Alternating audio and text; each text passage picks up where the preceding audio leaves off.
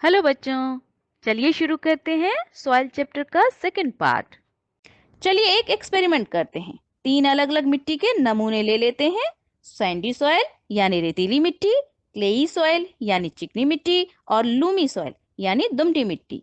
अब इन तीनों को थोड़े थोड़े पानी में आटे की तरह गूंद लेते हैं। ध्यान रहे पानी ज्यादा ना हो जाए। जब ठीक से गूंद जाए तो इनको रोटी जैसा आकार देने की कोशिश करते हैं। अब इन तीनों को धूप में सूखने के लिए छोड़ देते हैं।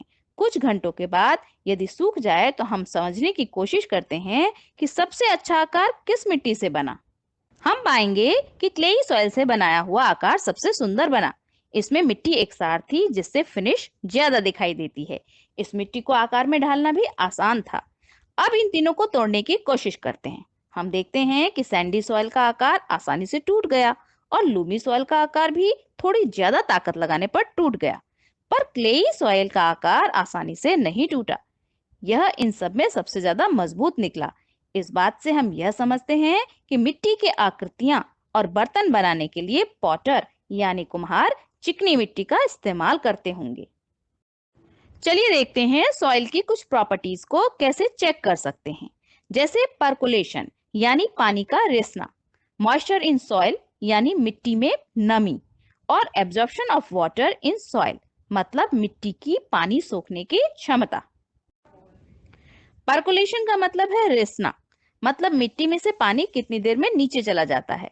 जैसा हमने पहले भी देखा कि सैंडी सॉइल यानी रेतीली मिट्टी में पार्टिकल्स बड़े होते हैं, इसलिए पार्टिकल्स के बीच में जगह ज्यादा होती है और पानी जल्दी नीचे चला जाता है।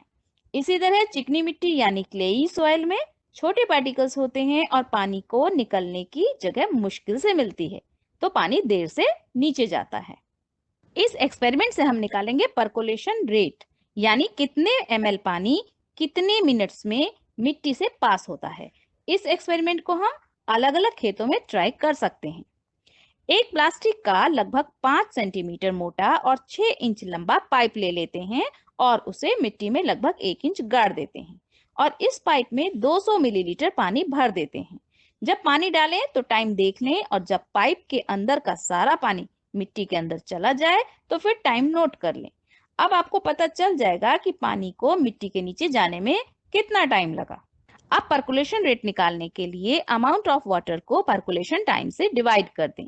मतलब जितना पानी हमने डाला यानी 200 ml पानी को जितना टाइम मिट्टी के नीचे जाने में लगा उससे डिवाइड कर दें। मान लीजिए पानी को नीचे जाने में 4 मिनट लगे, तो परकुलेशन रेट हो जाएगा 200 डिवाइडेड बाय 4 यानी 25 ml, 25 ml पर मिनट। यानी इस मिट्टी में 1 मिनट में 25 मिलीलीटर पानी नीचे जा सकता है। इस तरह हम दूसरे खेत का भी परकोलेशन रेट निकाल सकते हैं और देख सकते हैं कि किस खेत की मिट्टी ज्यादा पानी रोक सकती है। अगर परकोलेशन रेट कम होगा तो मिट्टी की पानी को रोकने की क्षमता ज्यादा है। चलिए अब देखते हैं सॉइल मॉइस्चर को, यानी मिट्टी में नमी। किसी गर्म दिन दोपहर को आप किसी खुले मैदान से गुजरें तो आप देखेंगे कि दूसरी तरफ आपको झिलमिलाता हुआ नजर आता है, वैसा ही जैसा कभी कभी आग के ऊपर से दूसरी तरफ दिखाई देता है। चलिए समझते हैं कि ऐसा क्यों होता है। किसी खेत में सूखी दिखने वाली थोड़ी सी मिट्टी निकाल लीजिए और इसे किसी बर्तन में डालकर गर्म करने के लिए रख दीजिए और बर्तन को किसी प्लेट से ढक दीजिए। थोड़ी देर के बाद जब आप प्लेट को पलट कर देखेंगे तो आप पाएंगे कि प्लेट के नीचे पानी की बूंदें या भाप मौजूद है। इसका मतलब सूखी दिखने वाली मिट्टी में भी कुछ नमी मौजूद होती है जो गर्मी मिलने पर वाष्प में परिवर्तित हो जाती है। यही कारण है कि जब आप किसी गर्म दिन दोपहर को किसी खुले मैदान से गुजरते हैं तो दूसरी तरफ आपको झिलमिलाता हुआ नजर आता है, क्योंकि सूर्य की किरणें मिट्टी से उड़ती हुई वेपर्स यानी वाष्प से रिफ्लेक्ट यानी परिवर्तित होती हैं, जिसकी वजह से हमें शिमरिंग यानी झिलमिलाहट नजर आती है।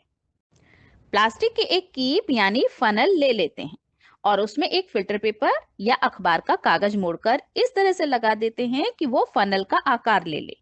इस फनल को एक कांच के गिलास में रख देते हैं, जैसा आप पिक्चर में देख रहे हैं। अब किसी जगह से 50 ग्राम मिट्टी निकाल लेते हैं और उसे धूप में सुखाने के लिए रख देते हैं। थोड़ी देर के बाद जब वो सूख जाए तो इस मिट्टी को फनल में कागज के बीच में डाल देते हैं। अब आप एक खाली दवाई की शीशी ले लेते जो लगभग 100 ml की हो और उसमें पानी भर लेते हैं। अब इस पानी को बूंद बूंद करके मिट्टी में डालते हैं। पानी डालने के लिए यहाँ किसी ड्रॉपर का यूज भी कर सकते हैं। अब तब तक पानी डालते रहें जब तक पानी नीचे गिलास में टपकने न लगे। जैसे ही पानी टपके और पानी डालना रोक देते हैं और देखते हैं कि शीशी में कितना पानी बचा है। यहाँ ये जानना जरूरी है कि 1 ml पानी का वजन यानी वेट 1 ग्राम होता है। तो अगर मिट्टी ने 50 ml पानी सोख लिया और मिट्टी का वजन यानी वेट था 50 ग्राम, तो मिट्टी ने कितना परसेंटेज पानी एब्जॉर्ब किया? तो ये होगा 50 ml पानी जो मिट्टी ने एब्जॉर्ब किया डिवाइडेड बाय 50 ग्राम मिट्टी का वेट मल्टीप्लाई बाय 100 यानी 100%। भारत के विभिन्न क्षेत्रों में अलग अलग प्रकार की मिट्टी पाई जाती है। मिट्टी का अलग होना मौसम पर निर्भर करता है, यानी हवा, बारिश, तापमान, ह्यूमिडिटी, यानी हवा में नमी मिट्टी की संरचना में परिवर्तन लाते हैं। किसी जगह पर उगने वाली फसल का निर्धारण वहां की सॉइल के अनुरूप किया जाता है। जैसे क्लेई और लूमी सॉइल अनाज यानी गेहूं और चने यानी व्हीट और ग्राम जैसी फसल उगाने के लिए उपयुक्त हैं, क्योंकि इनमें पानी को रोकने की क्षमता होती है। इसी प्रकार क्लेई सॉइल पानी रोककर रख सकती है और पैडी यानी धान को पानी की सबसे ज्यादा जरूरत होती है, तो क्लेई सॉइल पैडी उगाने के लिए उपयुक्त है। इसी प्रकार लोमी सॉइल यानी दुमटी मिट्टी में पल्सेस यानी दालें आराम से उगाई जा सकती हैं। और ऐसे ही कॉटन यानी कपास को उगाने के लिए जड़ों को कम जल और अधिक हवा की आवश्यकता होती है, और ये दोनों गुण सैंडी सॉइल यानी बलुई मिट्टी में मिलते हैं। पेड़ पौधों की जड़ें सॉइल की टॉप लेयर यानी ए होराइजन को बांधकर रखती हैं, पर पेड़ों के न होने की वजह से बारिश, बर्फ और हवा द्वारा सॉइल की ऊपरी लेयर बहकर नदी नालों में चली जाती है। इसी को सॉइल इरोजन बोलते हैं। पेड़ों को काटने के कारण सॉइल इरोजन होता है। जैसा हमने पढ़ा कि सॉइल की टॉप लेयर यानी ए होराइजन में ह्यूमस और मिनरल्स होते हैं जो पेड़ों और पौधों को उगाने के लिए जरूरी हैं। ये लेयर अन्य जीव जंतुओं का भी घर है और इसी लेयर में पानी को सोखने की सबसे ज्यादा क्षमता होती है, जिससे ग्राउंड वाटर यानी भूमिगत जल बना रहता है। सॉइल की ऊपरी सतह न होने पर जमीन इनफर्टाइल यानी बंजर हो जाती है। जैसा हमने पढ़ा 1 इंच मिट्टी को बनने में 500 साल तक लग जाते हैं। इसलिए हमें पेड़ों को काटने से बचाना चाहिए और ज्यादा से ज्यादा पेड़ लगाने चाहिए। बच्चों, ये चैप्टर यहाँ खत्म होता है, तो चलिए एक बार इसका रिवीजन कर लेते हैं। हाउ सॉइल इज फॉर्म्ड, मिट्टी कैसे बनती है? Soil is formed by the breaking down of rocks by the action of wind, water and climate. This process is called weathering. मिट्टी चट्टानों के टूटने से बनती है। चट्टानों पर हवा, पानी, धूप और मौसम के प्रभाव से डिसोल्यूशन यानी विघटन होता है, जिससे मिट्टी बनती है। इस प्रोसेस को बोलते हैं weathering. What is soil profiling? Soil profiling क्या होती है? मिट्टी को अगर हम इस तरह से निकालें कि उसकी सारी लेयर साफ दिखाई देने लगे, तो इसे हम सॉइल प्रोफाइलिंग बोलते हैं। A vertical section through different layers of the soil is called the soil profile.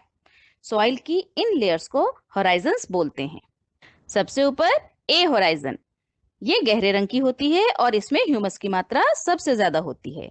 उसके नीचे की लेयर होती है बी होराइजन।